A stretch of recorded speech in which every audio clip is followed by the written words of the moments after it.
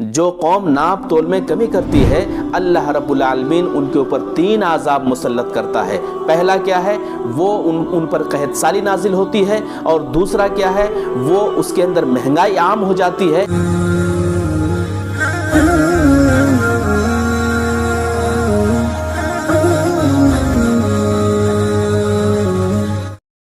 اعوذ باللہ من الشیطان الرجیم، بسم اللہ الرحمن الرحیم۔ وَيْلٌ لِّلْمُطَفِّفِينَ الَّذِينَ إِذَا اكْتَالُوا عَلَى النَّاسِ يَسْتَوْفُونَ وَإِذَا كَالُوهُمْ أَوْ وَّزَنُوهُمْ يُخْسِرُونَ أَلَا يَظُنُّ أُولَٰئِكَ أَنَّهُمْ مَبْعُوثُونَ لِيَوْمٍ عَظِيمٍ۔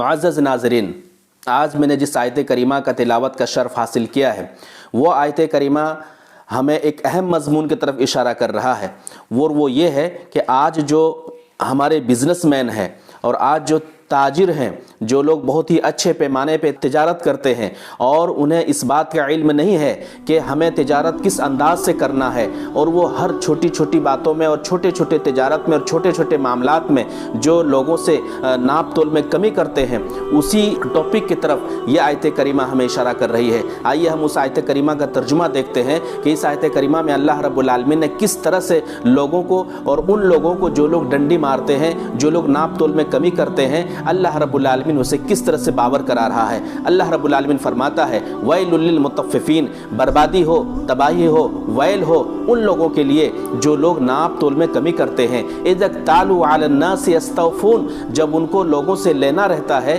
جب ان کو لوگوں سے تقاضا کرنا رہتا ہے تو وہ پورا لیتے ہیں۔ یستوفون، وہ پورا ناپ تول کے لیتے ہیں، لیکن وَإِذَا كَالُوهُمْ أَوْ وَّزَنُوهُمْ يُخْسِرُونَ، اور جب ان کو لوگوں کو دینا رہتا ہے تو وہ دینے میں اور ناپنے میں کمی کر دیتے ہیں۔ اس کے بعد جو ہے اللہ رب العالمین فرماتا ہے اَلَا يَظُنُّ أُولَٰئِكَ أَنَّهُمْ مَبْعُوثُونَ، وہ لوگ جو اس طرح سے کر رہے ہیں اور ناپ تول میں کمی کر رہے ہیں، کیا انہیں یہ اس بات کا یقین نہیں ہے؟ اَلَا يَظُنُّ، کیا وہ گمان نہیں کرتے ہیں أَنَّهُمْ مَبْعُوثُونَ، کہ انہیں دوبارہ اٹھایا جائے گا لِيَوْمٍ عَظِيمٍ، ایک عظیم دن کے لیے؟ تو کیا انہیں یہ اس بات کا علم نہیں ہے؟ آئیے اس آیت کی روشنی میں ہم ایک حدیث اللہ کے رسول صلی اللہ علیہ وسلم کے سناتے ہیں، جو اس بات کی طرف بھی اشارہ کرتی ہے کہ جو قوم ناپ تول میں کمی کرتی ہے، اللہ رب العالمین ان کے اوپر 3 عذاب مسلط کرتا ہے۔ پہلا کیا ہے؟ ان پر قحط سالی نازل ہوتی ہے، اور دوسرا کیا ہے؟ وہ اس کے اندر مہنگائی عام ہو جاتی ہے، اور تیسرا اور سب سے عظیم اور سب سے بڑا جو عذاب ہے وہ یہ ہے کہ ان کے اوپر ایک ظالم حکمراں ان پر مسلط کر دیا جاتا ہے۔ آج ہم جب اپنے سوسائٹی میں اور اپنے ماحول میں، اپنے وطن میں جب ہم نظر دوڑاتے ہیں تو یہ تینوں عذاب سے ہم دوچار ہو رہے ہیں۔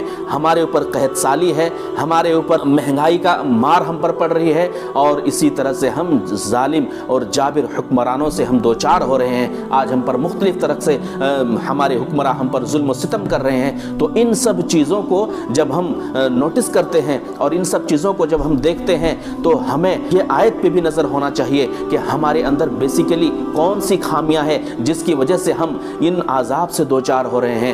تو ہمیں دیکھنا چاہیے کہ ہمارے ترازو میں، ہمارے ناپ تول میں اللہ رب العالمین سورہ رحمان کے اندر کہتا ہے وَأَقِيمُوا الْوَزْنَ بِالْقِسْطِ وَلَا تُخْسِرُوا الْمِيزَانَ، یہاں پہ بھی اللہ رب العالمین نے ناپ تول اور جو ہے ناپ تول میں انصاف کرنے کا حکم دیا ہے۔